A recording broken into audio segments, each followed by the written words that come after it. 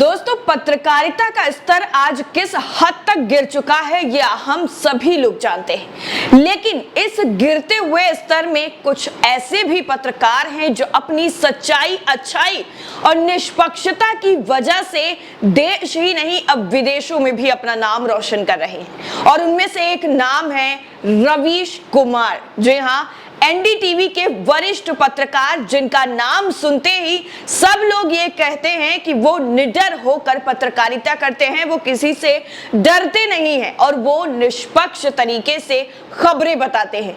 अब रवीश कुमार की जो है एक ऐसी खबर उनसे जुड़ी हुई सामने आई है जिसको सुनने के बाद गोदी मीडिया में पूरी तरीके से सन्नाटा छा गया है, इसीलिए तो कोई खबर वो नहीं दिखा रहे हैं।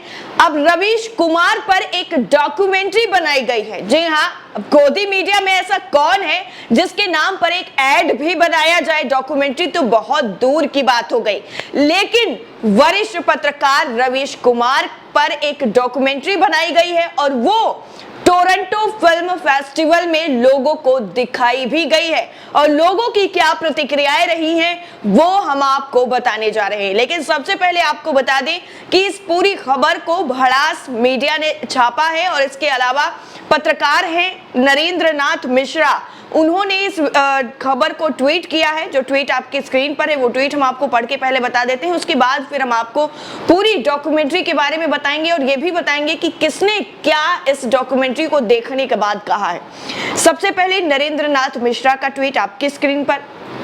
रवीश कुमार की जिंदगी और उनकी पत्रकारिता पर एक documentary film while we watched बनी हुई है।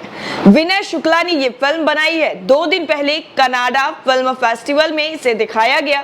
फिल्म को बहुत तारीफ मिल रही है। किसी पत्रकार की जिंदगी पर 100 मिनट की फिल्म बनना वास्तव में बड़ी बात है। वाकई ये फख्र की बात है और सच्चे ईमानदार पत्रकार होने की ये जो तोहफा रवीश कुमार को मिला है ये वाकई बहुत बड़ी बात है। 100 मिनट की फिल्म बनना, वो भी किसी पत्रकार पर डॉक्यूमेंट्री बनना, ये अपने आप में ये मिसाल बना देता है कि हाँ, सच्चाई और अच्छाई का जो है बाकी लोग भले ही हमारी कद्र ना करें, लेकिन वास्तव में इसकी जो कद्र है वो देश ही नहीं विदेशों में भी हो रही है। दरअसल रवीश कुमार की जिंदगी पर जब उनकी पत्रकारिता पर ये पूरी फिल्म बनी है व्हाइल वी वॉच्ड, तो उसको लेकर लोग अलग अलग तरह से अपनी प्रतिक्रियाएं भी सामने दे रहे हैं। एक जो है जिन्होंने एक ये वाली फिल्म देखी है टोरंटो फिल्म फेस्टिवल में, शंभुनाथ शुक्ला, उन्होंने रवीश कुमार की डॉक्यूमेंट्री देखने के बाद और उससे पहले वो कैसे वहां तक पहुंचे, क्या क्या उन्होंने चीजें देखी और फिल्म देखने के बाद उनका रिएक्शन क्या था, और खुद रवीश कुमार को जब ये खबर मिली कि उन पर डॉक्यूमेंट्री बनी है और वो भी सेलेक्ट हो गई है टोरंटो फिल्म फेस्टिवल के लिए, तो उनका रिएक्शन क्या था वो हम आपको बताने जा रहे हैं।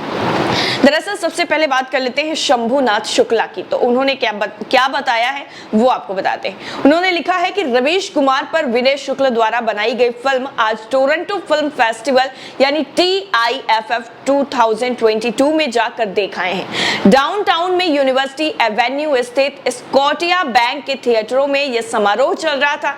कई फिल्में एक साथ दिखाई जा रही थी। हमारी फिल्म 8 नंबर हॉल में चल रही थी। करीब 500 लोगों का हॉल पूरा भरा हुआ था। फिल्म शाम जो है 6:05 पर शुरू हुई और 100 मिनट की ये डॉक्यूमेंट्री 7:45 पर खत्म हुई। बाद में फिल्म के निर्देशक विनय शुक्ल से सवाल जवाब हुए। विनय मुझे देखते ही अत्यंत प्रसन्न हो गए और गले मिलने लगे। फोटो में मेरे साथ एक तरफ समीर और दूसरी तरफ विनय शुक्ल है, जो स्क्रीन पर आप अभी फोटो देख पा रहे होंगे। ये फोटो उसी जो है समारोह की है, यानी टोरंटो फिल्म फेस्टिवल की है।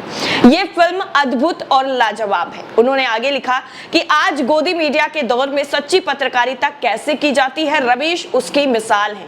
ट्रोल सेना उन पर मर्मात्मक हमले करती है, फिर भी रवीश चट्टान की तरह खड़े हैं। अपने मूल्यों और अपनी संवेदना के साथ वो चल रहे हैं। रात 8:30 वहां से चला था और 72 किलोमीटर का सफर तय कर 9:20 पर अपने घर वापस आ गया। हमारी फिल्म का समय जो हो रहा था, इसलिए जब वहां खड़ी मैनेजर से बात की तो उसने सीधे ऊपर जाने को कह दिया। ऊपर हॉल नंबर 8 में हमारी फिल्म शुरू होने ही वाली थी। जैसे ही हम पहुंच गए, हॉल के मुख्य दरवाजे पर सन्नाटा था, इसलिए लगा कि हॉल में ज्यादा लोग नहीं होंगे और आराम से पीछे बैठकर फिल्म देखेंगे। मगर जैसे ही अंदर घुसे तो पाया कि हॉल पूरा खचाखच भरा हुआ है, कहीं कोई सीट खाली ही नहीं है और हमें सबसे आगे बैठना पड़ा। कोई 55 साल बाद इस तरह से फिल्म देखना मजबूरी थी। फिल्म शुरू नहीं हुई थी और लाइटें जल रही थी। एक नजर पीछे घुमाई तो हॉल में 70% गोरे गोरियां थे, कुछ चीनी, जापानी और कुछ अफ्रीकी भी थे। देर तक नजर गड़ाने पर पाया नहीं कुछ, फिर हम जैसे कि हिंदी पाकी भी हैं। 5 मिनट बाद लाइट गुल हो गई और एक गोरे ने आकर इंडिया के टीवी एंकर रवीश कुमार के बारे में बताया। कितना ज्यादा प्राउड उस वक्त फील हो रहा होगा कि जब एक गोरा आकर के हमारे देश के पत्रकार के बारे में बता रहा हो और वो ये बता रहा हो कि ये है सच्ची पत्रकारिता जो करते हैं, निष्पक्ष पत्रकारिता करते हैं, उनकी डॉक्यूमेंट्री हम दिखाने जा रहे हैं आपको। वाकई ये बहुत ही ज्यादा प्राउड का मोमेंट है। उन्होंने आगे कहा कि कुछ विज्ञापन आए और फिर आवाज आई, नमस्कार, मैं रवीश कुमार। ऐसा लगा कान में अमृत की बूंदें झरी, गोरों के मुल्क में हिंदी की गूंज। दिल्ली के ग्रेटर कैलाश स्थित एनडीटीवी का ऑफिस दिखा। प्रियदर्शन, निधि कुलपति, सुशील मोहापात्रा और सुशील बहुगुणा दिखे। इसके बाद शुरू हो गई फिल्म। ये फिल्म 2014 से 2019 के बीच के काल की है। देश में एक ऐसा माहौल है जिसमें ना रोजगार है, न लोक कल्याण है, ना किसी को इस माहौल पर टिप्पणी करने की आजादी। अन्य सारे टीवी एंकर सुधीर चौधरी, अर्नब गोस्वामी, अमीश देवगन एक ही राग अलापते हुए दिखाई पड़ रहे हैं कि जोर से बोलो मोदी के राष्ट्रवाद की जय, और इसका विरोध करने वाले लोगों की जय उनके सुर में सुर सड़क छाप वो लोग भी मिलाते हैं जिनके पास रोटी तो नहीं है लेकिन बोटी तो है। बोटी मुसलमानों के खिलाफ आग उगलने की। रोजगार की बात करने वाले रवीश कुमार को फोन पर धमकाने, मां बहन की गाली देने और उन्हें काट डालने जैसी बातें करने की। रवीश धमकियों की परवाह तो नहीं करते हैं, ना ही चिंता करते हैं, बल्कि उनसे फोन पर वो मजे जरूर लेते हैं। एक देशभक्त को कहते हैं कि अच्छा, मुझे तुम सारे जहां से अच्छा हिंदुस्तान हमारा सुनाकर दिखाओ। देशभक्त दूसरी लाइन नहीं बोल पाता है, लेकिन रवीश को गाली देने में उसकी जुबान नहीं रुकती। अर्नब नक्सल के नाम पर उत्पीड़न और उमर खालिद की गिरफ्तारी पर सुशील बहुगुणा और मोहापात्रा कोई इनपुट नहीं दे पाते क्योंकि एनडीटीवी को कोई भी स्रोत सूचना नहीं देते हैं।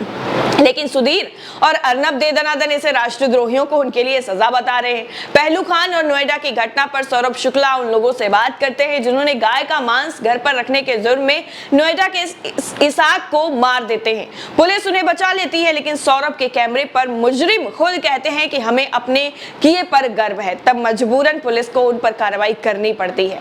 एनडीटीवी के निदेशक प्रणब रॉय और उनकी पत्नी राधिका रॉय पर छापे और स्टाफ में भविष्य के भय का गजब का चित्रण किया गया इस मूवी में। सुशील मोहापात्रा ऑफिस में ही योग करने लगते हैं तो स्वरा लिपि छोड़ जाती हैं, पर रवीश के समक्ष बैठकर वो रोती भी है। सौरभ शुक्ला को आज तक से 40% हाइक का न्योता आता है, मगर रवीश को वो कहते हैं कि अंत में मैंने सोचा कि पैसे से मूल्यवान है पत्रकारिता। पुलवामा हमले पर जब सुधीर, अर्नब और अमीश इसे पाकिस्तान की करतूत बताते हैं, तब रवीश सीआरपीएफ जवानों के परिवार के साथ संवेदना जाहिर कर रहे होते हैं। सर्जिकल स्ट्राइक को जब बाकी के टीवी एंकर मोदी है तो मुमकिन है कहते हुए फूहड़ प्रलाप करते हुए नजर आते हैं, तब रवीश बताते हैं कि अब पुलवामा से लेकर उड़ी तक सब साफ है कि हुक्मरान चाहते क्या है।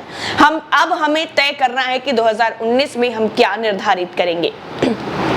इसके साथ ही कई और ऐसी चीजें थी जो उन्होंने अपने जो है संबोधन में बताई, यानी अपने बातों में उन्होंने बताई, और डॉक्यूमेंट्री को लेकर कितनी सारी जो बातें हैं वो नजर आई। अब ये डॉक्यूमेंट्री अगर आपको देखनी है तो आप भी देख सकते हैं, क्योंकि अब ये डॉक्यूमेंट्री जल्द ही जो है सोशल मीडिया पर यानी कि किसी ऐसे प्लेटफॉर्म पर उपलब्ध हो सकती है जिसमें आप इसमें पूरी तरह से खोकर उन चीजों को देख सकते हैं। इसके अलावा आपको बता दें कि जब रवीश जी को इस बारे में पता चला कि उन पर जो है कोई डॉक्यूमेंट्री बन रही है, तब वो काफ़ी ज़्यादा खुश भी हुए और उन्होंने कहा कि हाँ, वाकई ये जो है पूरी तरीके से मैं उन टीम को बधाई देता हूँ।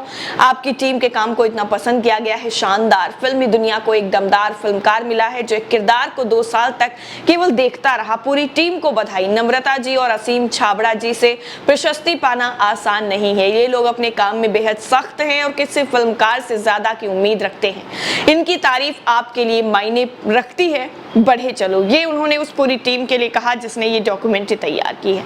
मतलब रवीश कुमार की ये डॉक्यूमेंट्री देखने के बाद हर कोई उत्साहित है और हर कोई ये चाहता है कि रवीश कुमार की तरह ही पत्रकारिता करे। लेकिन क्या गोदी मीडिया जो हमारे देश की है उसको ये अकल आएगी? क्या पैसों के दम पर सारी चीज दिखाने की बजाय सच्ची और निष्पक्ष पत्रकारिता दिखाने की हिम्मत कर पाएंगे? रवीश कुमार की डॉक्यूमेंट्री के बारे में जो चीजें हमने आपको बताई हैं वो आपको कैसी लगी हैं? बाकी डॉक्यूमेंट्री देखने के लिए आप कितना ज्यादा एक्साइटेड हैं, कमेंट सेक्शन में जरूर बताइएगा। जय हिंद।